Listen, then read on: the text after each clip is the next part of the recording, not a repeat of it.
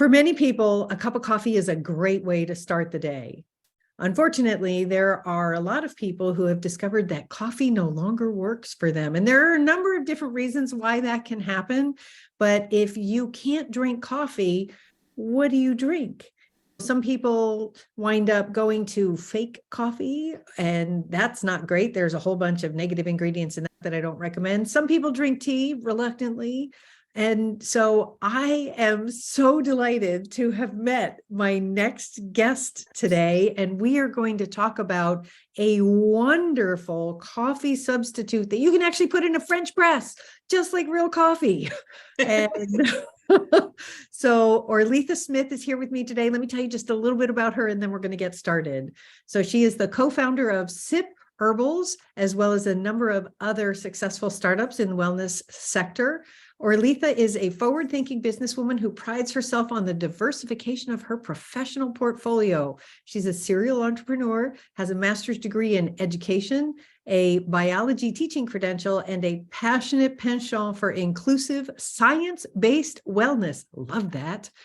And has always looked for unique ways to wield the caliber of her multifaceted skill set in order to develop practical solutions for consumers of today.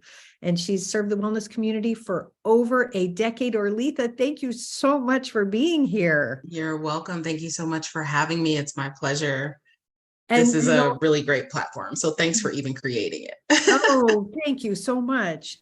I think one of the things that I love when I got your product as a gift from a mutual friend of ours. And I was like, oh my gosh, 3 simple ingredients, and they're all real food. Yeah. Which was just amazing. And so at first I got to know, how did you come to create this fabulous beverage? So it's so funny that you have an autoimmune condition. And I also have a lot of inflammation in my body that required me to go on an anti-inflammatory diet. So basically autoimmune protocol. And I had to give up coffee. And I was not going to give it up easily. So I went kicking and screaming, but I was like, okay, there's got to be something out there that I can just buy and make me feel like I'm having my morning cup, my morning ritual. And everything out there either had gluten-containing ingredients, like, oh, it's derived from rye, which I know I couldn't deal with, or it had like coffee flavor. Why would I put coffee flavor? Anyway, never mind, can't drink that. Or it had like fake flavors or adaptogens, which sometimes cause me to flare. So I could do that. So I was like, what can I do? So I put on my biology hat and I was like, listen, we got to get in the kitchen and figure something out. And I pulled out 3 herbs, which I knew had the feeling of coffee, and I put them together and started tinkering. And then I reached out to my business partner, Kelly, because she's a whiz in the kitchen. And I was like, we need real food flavors. We can't play around with these, fake flavors. And so Sip was born, and the rest is Sipstory. See what I did there?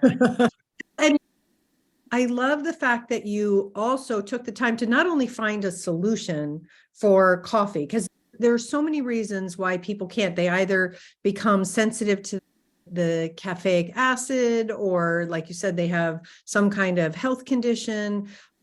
In my own personal case, I just drank pots and pots of coffee for years.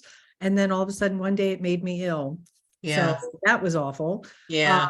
But so not only did you find real food alternatives for that by combining these beautiful herbs together, you didn't cut corners and you went looking for real food flavors. Yeah, because, when you really want that decadent cup, you don't want a knockoff. You don't want, that's good enough. I wanted the real ritual. I wanted to put my cream in it and watch it bloom. And I wanted to have that first sip and it feels like a hug in a cup. Like that is the experience that I wanted to get. And tea, basically like the thin tea just wasn't cutting that for me. So I was like, okay, this is still tea. There's still herbs. There's no caffeine. There's no acid, but it feels like that decadent cup of coffee. And so the flavors that we came up with, I wanted to replicate the coffee shop flavors, right? So salted maple blondie makes me feel like, ooh, that sounds like it's going to be yummy. And it totally has maple sugar, and it has coconut sugar, and it has mineral rich sea salt, and it has vanilla beans. And like when people are like, oh, is it super sweet? It still has less than a gram of sugar. It's there for the flavor, right? You want the maple flavor, and you want that coconut sugar, that mapley, molasses undernote, that rich flavor. So we did that. And then with like vanilla, we did the same thing with whole vanilla beans. Like we ground up the vanilla beans and put them in there. And then with mocha, it doesn't have any chocolate because people who are sensitive to caffeine, you can't have chocolate, but you still want that rich royal mocha. So it's, yeah, we want to do that. And with dirty chai, we picked the best herbs, the best spices. We chose organic where we could, and we did that. And so even with the ones that we're about to do a Kickstarter so we can launch our next 2 flavors, which is cinnamon roll. Yeah, so we're going to do cinnamon roll, and we're also going to do a golden turmeric blend, which is epic. I've been playing with it in my kitchen and I've been drinking it every day. And I'm like, oh, this is so good. But And, again, I love that you're creating new flavors so that people have choice. But I also love that like I said, the foundation of this is really supportive. And you bring up such an important point that there are alternatives out there that are highly adaptogenic, but for some people, those adaptogens are not, just because they can be a healthy choice doesn't mean they always are. And I do like for people to understand that we're all individuals and we're Mhm. all different, and there is no one size fits all to everyone. And so what works for someone, and I'm not saying that it's bad for everyone. Nothing is bad for everyone. Nothing is good for everyone. But if it doesn't work for you, then we wanted to make sure that they had an option and that they understood that if you want to add adaptogens, you can add adaptogens as they fit for you, not Mhm. just this blanket of adaptogens. Oh yeah, let's go try these. Let's see if that works. Like, what if ashwagandha doesn't work for you? What if you need something else? Try something else. You can add that to your sip and make your own beverage. So everything about our business, our brand is inclusive. We want everyone to know you have a seat next to us. You can come sit with us. Like we're like, oh yeah, let's be friends and sip together and we can have a good time. And everyone's our friend. My husband always teases me. You never meet a stranger, do you? And I'm like, no, everyone's my friend. That's awesome. But that's our brand too, is yes, everyone is welcome. We're here to make sure that everyone feels included, because when you are on a health journey, sometimes you don't feel included. You feel like you can't have anything that everybody else can have. And how come you can't be normal? Why can't I just do this thing that everybody else can do? And growing up, that's exactly how I felt, because I was covered with eczema. And I spent an entire month at Mayo Clinic because my skin got infected and they couldn't figure out what was going on. So I know what it feels like to be left out. I know what it feels like to be teased, to be bullied. And I want people to know that you don't have to feel left out, that we won't tease you, and we want you to feel like you belong here. And so how do you come up with the ideas for your flavors? Because I imagine it must take quite, I do recipes, like food recipes. And I know sometimes my husband, do I have to try this version? So many versions of something. He's like, so One more again. Well, with us, since it's Kelly and I'll come up with a recipe and I'll send it to her because she lives in Portland and I'm in LA. So I'll go, okay, try this, or she'll come up with a recipe and send it to me. So it gives us time between the time we've tasted it and then the next person gets to taste it. And then they go, okay, I like this, I don't like that, or tweak this. And they'll make a new recipe with the same thing I did and then tweak it and send it back. And I'm like, oh, I do like this, don't like that. So we have each other to bounce recipes off of. And we have time between the time we tasted it. Because I know that sometimes your palate gets desensitized. And so you're tasting something and you can't even tell the difference between the flavors at some point because you've tasted it so many times. So we have a little bit of time in between the tastings to go, okay, I can taste this now. And I couldn't taste it before. So it does help to have a business partner who gets to try everything. And it's funny because I don't like chai very much. And she's like, if you don't like chai and you do this, it must be good. And so oh, wow. That's a great point, actually. Yeah. I don't like chai, but I do like ours. Yeah. So it is really good. And then I also have a teen daughter who loves to try things. So I bounce it off my teenager, I bounce it off my business partner, and we get to work on things because she used to love, she has an autoimmune condition, can't have Starbucks anymore, but she used to love, they had it was a gingerbread chai latte that she would make, or she would make it or something. which of course has all this crap in it. And I'm like, now I get to make it for you. And so she's, let's see if you can recreate it. And we recreated it using our chai. Wow. And she's, oh, this is so good, Mom. This is perfect. It's so much better. I'm like, yes, now we know we've made it. So pleasing a teenager and a finicky teenager at that, and a business partner who is really good at flavors is how we end up with good combos. That's great. And I love that you have a community that supports you. Like you can put it out on Kickstarter and go, hey, new flavors coming.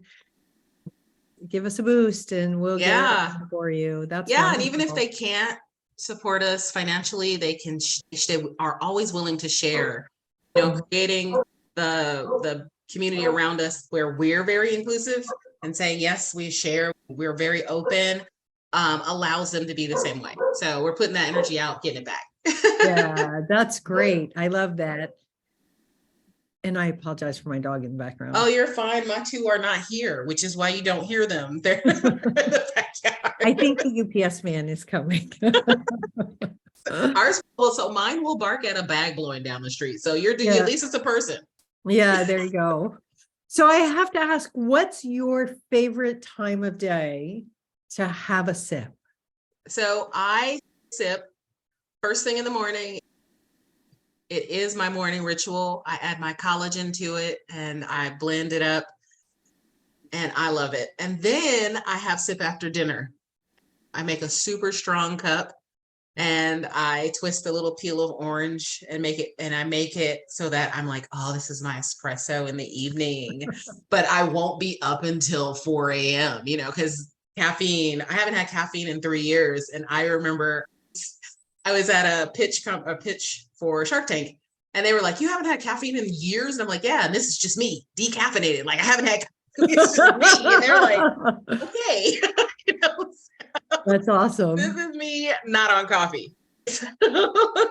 And the thing that I love, you brought up a very good point. I know a lot of people like a cup of coffee after dinner or after a special evening event.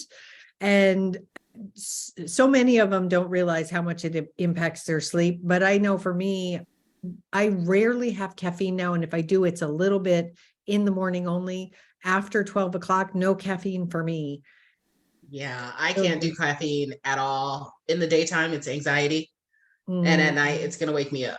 And so I'm like, I don't know why I kept doing it. Because it was like, I felt like maybe it made me feel like an adult. I don't know. But I was like, haven't had it in years. And I can tell you how much better I sleep without caffeine in my life and how much my anxiety has been affected without caffeine in my life. It's like, you don't realize it until you're off. It's like being out in a rainstorm and you're soaking wet and then you don't realize that you're soaking wet until you come in and you haven't had rain on you and somebody flicks water at you and you're like, whoa, wait a minute, what is that? That's how my body is with caffeine. I was soaking in it. And then if somebody does this with it, my body's like, no, we don't want that. So that's kind of what it is. Yeah. And I think, again, that brings up such a good point. For so many people, caffeine can be addictive. And when you try to stop, all of a sudden there's headaches and cravings and other symptoms. And obviously what you've created is not only non-caffeinated and delicious and nourishing, it's also non-addictive, which is a wonderful thing. Yeah, we even have a 5-day coffee detox to help people get off of coffee because we know that it's not easy. I had to do the same thing. So I knew that I wasn't just going to be like, yep, no coffee for me. That wasn't going to happen. So especially if you're so used to, you've been trained on it for so long. And I'm at my big age, I was trained on it for a really long time. And so I figured out how to 5-day myself down by, okay, the first day I know I'm going to have my coffee. The next day I'm going to have less coffee and some sip. I'm going to mix them together. And the next day I'm going to have more sip and less coffee and I'm mixing together. And the next day I'm going to have just sip. And it's like, oh, okay, I'm okay. I didn't even miss it. And you're like, oh, wow, how much better you sleep when you don't have caffeine in your system. And you don't even notice it until you don't have caffeine in your system. That's great. So how do people get your your wean yourself off coffee 5-day detox plan. Yeah, I'll give you the link to that. We Okay. do have a 5-day detox. It's super easy. Like it tells you exactly how to do it. And I would love for people to do it with Sip, of course, but I want people to be off caffeine, especially if it's affecting your health so badly, that do it with whatever you need to do. Just get off. Be a nicer person without caffeine. So I can totally give you the links for that. And that way people can have it. That sounds great. Orleatha, this has been amazing. It has been so wonderful to talk with you, and I've learned so much from you. If people want to connect with you and order their own Sip, how do they do that? It's funny. You can probably hear my puppies now too. Yeah. You can find at SipHerbals.com, and we are also on Amazon. And you can also find us in a couple of smaller stores in Connecticut. We have a few there, but mostly online and Amazon. So those are the best ways to find us. You'd love a follow on Instagram, Sip Herbals. On Facebook, it's Drink Sip Herbals. On Twitter, it's Drink Sip Herbals. And on TikTok, it is, you guessed it, Drink Sip Herbals. That's great. I will definitely make sure to put the links below so that people can get their Sip going and find out how delicious and wonderful it is for themselves. Thank you so much. This has been great. I loved talking to you today. Thank you. Thanks so much for being here. And I love talking with you. I can't wait to see your new flavors. And that cinnamon roll sounds really interesting. So good. It's like your favorite bakery. Oh my gosh. That sounds amazing. All right. Well, folks, thanks so much for joining the conversation. And as always, make sure that you click that subscribe button down below, hit the bell so you can know when we have more fabulous guests like Orleatha on, and have a beautiful, healthy day. Take care. Bye-bye.